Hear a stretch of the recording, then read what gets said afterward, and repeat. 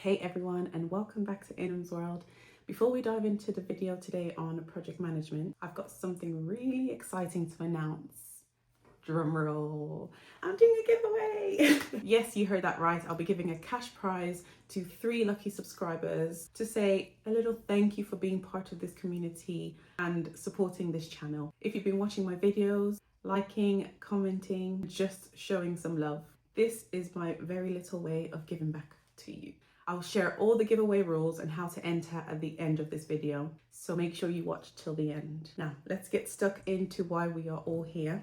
In this video, I'll be answering all your project management questions. These are real questions that you sent out in my previous post on YouTube. Now, there were so many good questions, so what I've done is I've split them into 2 parts. Today, we'll cover the first half, and then part 2 will be posted later on, and we'll go deeper into the conversation of project management and answer some of the questions that you have asked me. Okay, so let's start with the first question. What is the first step to kickstart a new project? The very first step of kickstarting any new project is to understand the why behind it. Now, when I say the why, I mean understanding why this project exists in the first place. Every project should be solving a problem or creating some type of value. So for example, let's say a company wants to upgrade their website. Their why could be the old version of their website is not mobile friendly, or that maybe the customers are finding it hard to use. That is their why. When you understand why the project is happening, it helps you make better decisions later. It helps you stay focused when things get complicated, or when people start to suggest new ideas that doesn't really fit in. But when you don't understand the why, that's when projects start to go off track. You start to find your team doing work that doesn't really add value, or they start spending time on things that were not even needed. And then everyone ends up getting confused of what success looks like or what good looks like, because everyone's going off doing their own thing and not really going back to why the project exists in the first place.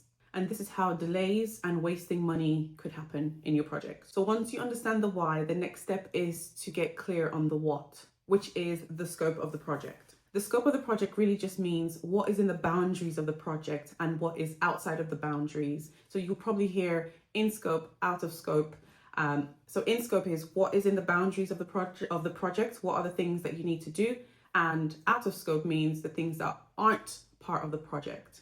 So think of it like a shopping list. If your goal is to bake a cake, your scope is the ingredients and the tools that you need to make that cake, and not everything in the kitchen. So everything else in the kitchen is out of scope. But what is in scope to make your cake is the ingredients and the tools to make that cake. So in a project, defining scope essentially just means listing out all the things that you need to do to deliver this project. So for a project, defining a scope means you clearly list out all the things that you're delivering, when you're delivering them, and also at what quality that you'll be delivering. So we'll go back to the website. If your project is to upgrade a website, your scope might include redesigning, making it mobile friendly, or improving the speed of the website. And then what could be out of scope is you adding new features into the website. So that just shows a differentiation of what you are delivering versus what you're not delivering. Scope, in scope, out of scope. So the next part is identifying your stakeholders.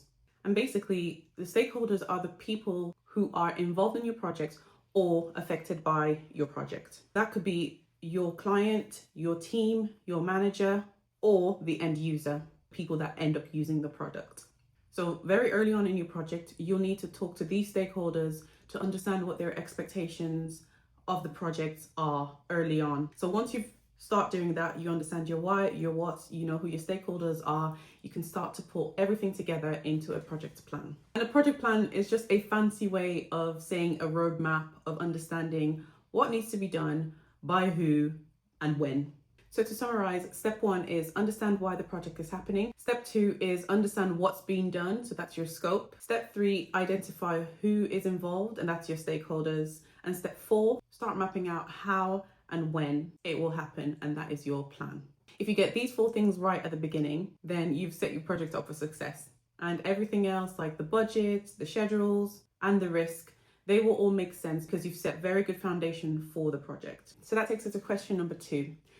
Do you recommend getting the Prince 2 qualification regardless of the available options? Now, this is a very good question and it's one question that I get a lot. So first, let's really break down what Prince 2 really is. Prince 2 stands for Projects in Controlled Environments, and it's one of the well-known project management qualifications in the UK. In simple terms, Prince 2 teaches you a structured way to manage a project. It gives you a clear framework, a step-by-step process that will cover how to plan a project, how to manage risks, how to communicate, and finally, how to close a project properly.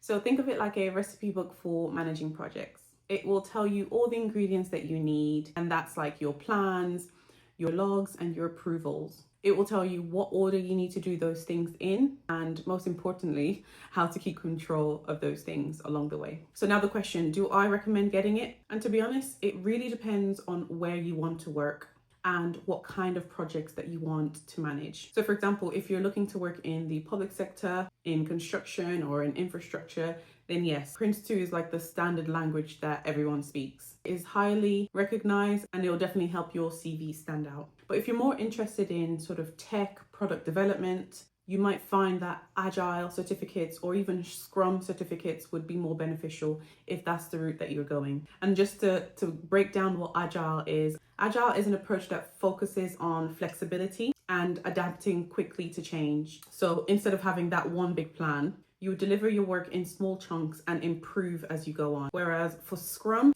is the most common Agile frameworks. And this is where teams work in short cycles and they call that sprints to deliver parts of the projects quickly. Now, these two are very popular in tech because, things just move and change very quickly. So rather than telling you that you must do a Prince qualification, I would say choose a qualification that matches your career goals. And if you're unsure, a good starting point is getting the Prince 2 Foundation qualification. This will give you a basic of structured project management and does not require any prior experience. And then once you've got that, you can then progress into Agile or Scrum. But having that Prince 2 Foundation will give you the foundation of project management. And then, like I said, you can progress further into specific areas so that you can either step up to Prince 2 practitioner, or as I mentioned, Agile has its own route. So Agile Foundation, Agile Practitioner, and then the same as Scrum as well. Just a quick reminder, the qualification only gets your foot in the door, but what really matters is how you apply that in real life. So essentially, being able to say on your CV, I use this framework to deliver this outcome would really stand out on your CV, and employers will be looking for statements like that, and that will draw attention to you and them wanting to employ you. Okay, so let's get on to question number 3.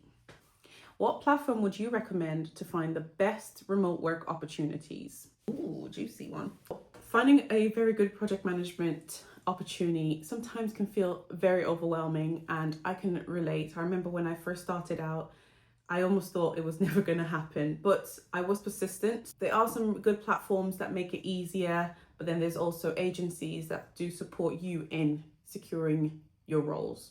The first one I always recommend is LinkedIn. A lot of people see LinkedIn as sort of like a professional social media platform, but what some people don't know is there are some project manager jobs that are posted on LinkedIn as well. So it's a great place for not just applying for jobs, but also building the visibility. So when you post and you comment, other recruiters notice you as well. So here's a quick tip. You can do searches for project coordinators, junior project manager, PMO assistant, and then you can also filter it if you want hybrid or remote working, and then select the region that you are looking for work. Another good platform is Indeed, and some recruiters will post remote jobs there. And again, similar, you would do a search on project coordinator, filter to remote working or hybrid. But if you're more interested in contracting, so that's the contracting world, then some of the following websites are where a lot of the recruiters or companies do post the contractor roles that they're recruiting for.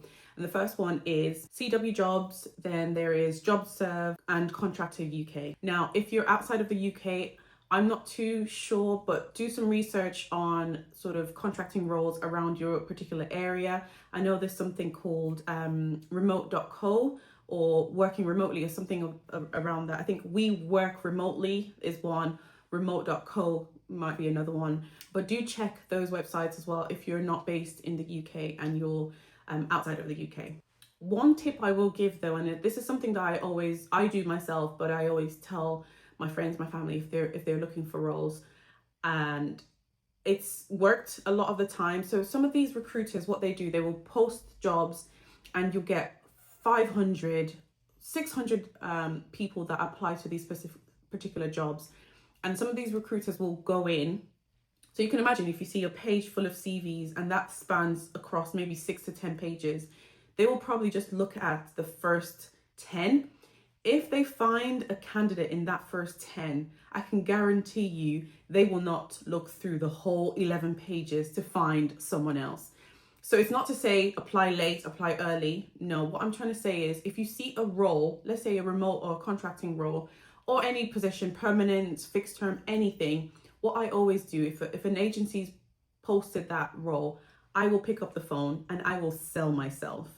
And it's almost like I'm offering an interview over the phone, and I will call the recruiter and I will just specifically ask, oh, I've seen this particular role in this area, and I will interview them and ask them about this role, and I will then check if it suits me. So once they then tell me about the position, I was like, oh, right, okay, I've done X, Y, and Z in this place. I've done this, and that. This seems like a perfect role for me. How do I go about applying?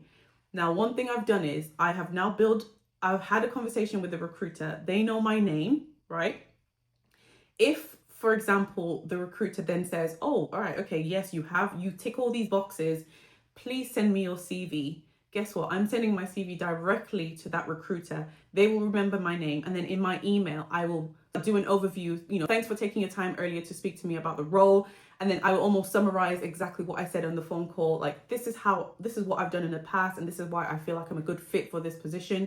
Please see attach my CV and let me know if you need anything else. So that way, I'm not just a number in 500.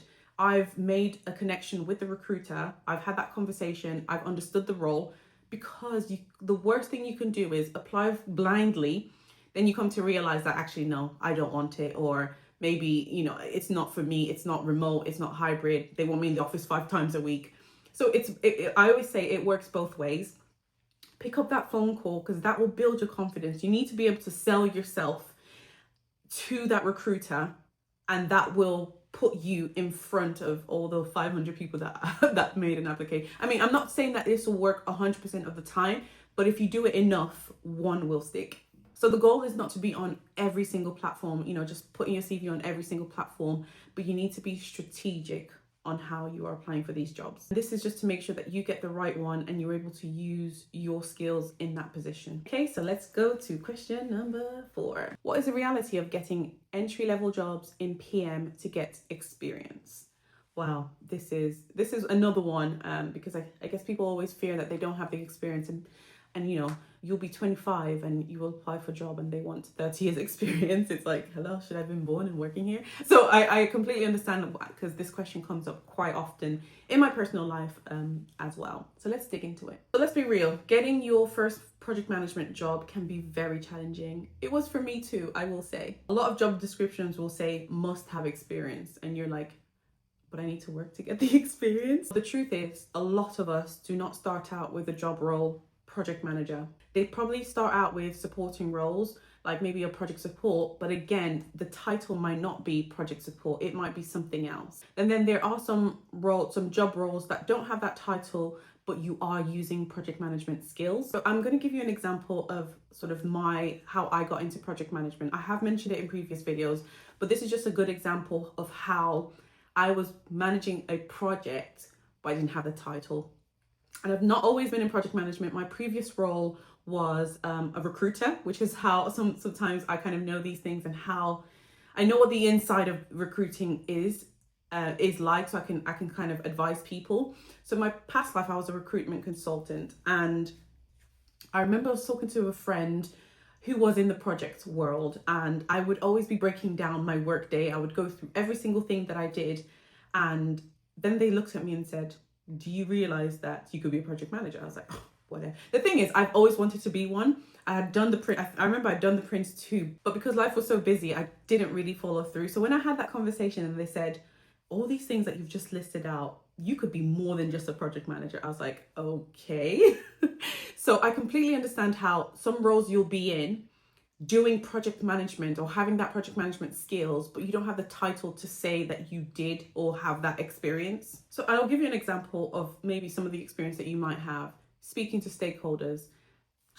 Because the term says stakeholders, it's just a fancy way of saying speaking to clients, speaking to your manager, speaking to colleagues, speaking to people that are involved in that particular area of work that you're in. That is communicating with stakeholders because they have an impact or have an effect on that work. I'm not going to say project because that will, kind of confuse it. But those people in your current role that doesn't say project manager or project support have an impact or have a sort of stake on that particular work that you are doing. Now, because entry-level project management jobs are very competitive, you have to learn how to show your transferable skills. And that means the skills that you currently have in your current role that can be transferred to project management. And here are some examples of some of those skills that could be transferred into project management. So if you've ever organized an event, that means you've managed timelines, you've managed resources, you've probably also managed budget as well. Another example is you work in customer service. You've managed expectations. You've also probably very good at communicating as well, because I know some people can be difficult, but you've got experience communicating with different stakeholders and even difficult stakeholders as well. Those skills, I kid you not, are vital. And I've spoken about it in my previous video of the top 3 skills. Communication is so crucial in project management, and from a customer service point of view, if you've dealt with customers and communicating with those various customers, that is such a fundamental skill in project management that you can transfer and probably flourish in. If you've worked in admin or even in compliance, you have then probably tracked tasks, you've updated records, and you've also made sure that things were done on time. Essentially, that is a role of a project coordinator, but you just didn't have the title. Another thing to add is experience does not have to come from paid work.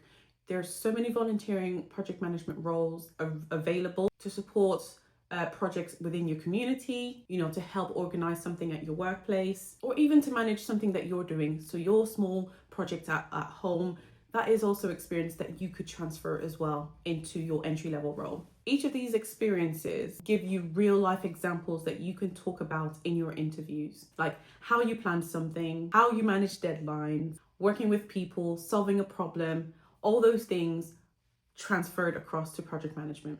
The reality is it does take a little patience, but once you get your foot in the door, I kid you not, opportunities will come left, right, and center. So don't worry if your first job doesn't actually say project manager. Just focus on getting the experience that build up the right skills, and then the title will follow.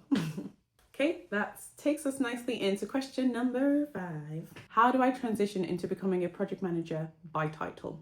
I love this question, honestly, because this is a stage that a lot of people are in. You're already doing the work of a project manager, but you just don't have the title or the paycheck that goes with it. Let's break down on how you can make that transition. And the first thing for you to do is start positioning yourself as a project manager, even without the title. So that means when you talk about what you do, whether it's in meetings or in your CV or even your LinkedIn profile, start using project language. Words like delivered, coordinated, managed, led, supported delivery, mitigated risks, tracked progress, engaged stakeholders. Use all these terms when you are engaging with people or on your LinkedIn or on your CV.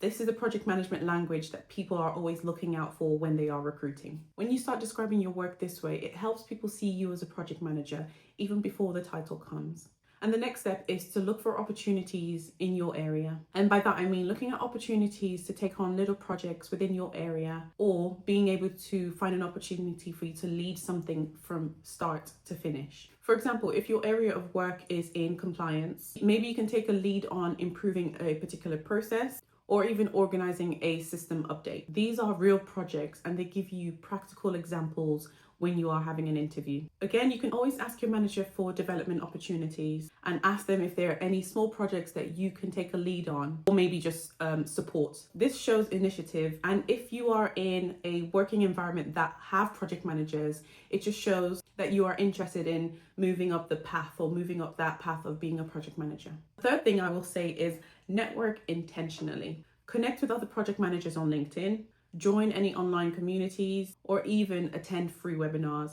You'll learn the language, you'll see the current trends, and sometimes you'll even hear about roles that haven't been advertised yet. Finally, think about getting certified. Now, I will say you don't need it to start, but having something like a Prince 2 foundation on your CV gives you credibility. And it really shows that you are serious about building your PM career. Just to recap those key steps: start speaking the language of a project manager, take on small project responsibilities where you are currently, learn and network from people that are currently doing the role, and lastly, get a basic certification when you can. And just remember, transitioning into the title often happens gradually. It's not always a big promotion moment. Sometimes the responsibilities will grow first and then the title will come after. Once you start showing that you can lead, you can communicate, and also deliver outcomes, you start finding those opportunities coming to you without you going to look for them. This takes us on to the last question of part 1 of this Q&A. Question number 6, what are the best certifications or qualifications to get you started?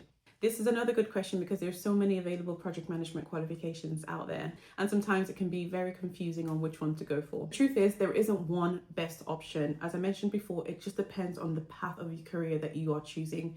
Tech would be more leaning into Agile and Scrum, and to be honest, everything else, you can just go for Prince 2 Foundation to begin with, which will focus on your structure and processes of managing a project. Then after the Prince 2 Foundation, the next level will be a Prince 2 Practitioner, and this goes a bit deeper and it teaches how to apply the principles in a real project. Another good entry-level option is the CAPM, which is a Certified Associate in Project Management.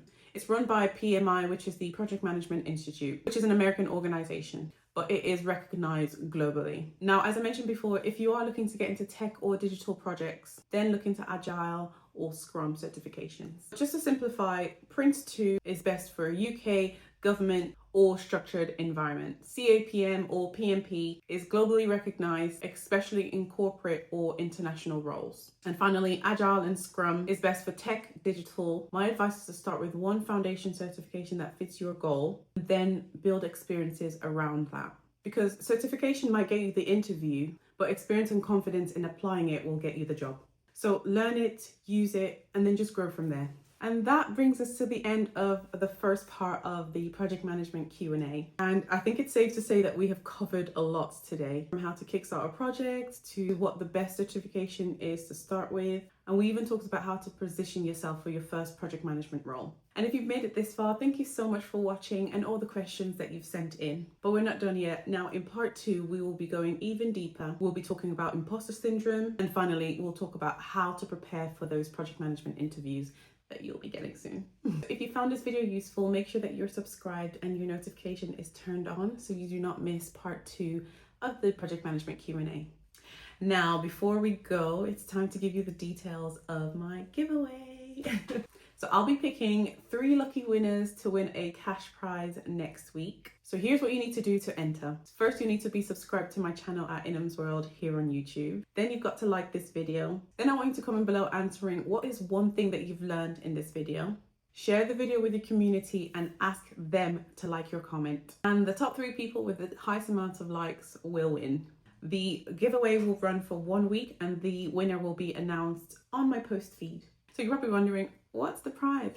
And it is just a very little token. So the first winner will win £60, the second winner will win £40, and then the third winner will win £20. I know it might be little, but maybe buy yourself a coffee or something or get some lunch. But it's just a little thank you for all your support and engaging in all my videos. This is my very little way to say thank you. Don't forget to watch part 2. This is where we'll be starting to get into the mindset of a project manager. We'll be talking about the language and we'll talk a bit about the behind the scenes and really what it takes to be a confident project manager. Thank you so much and I'll see you then.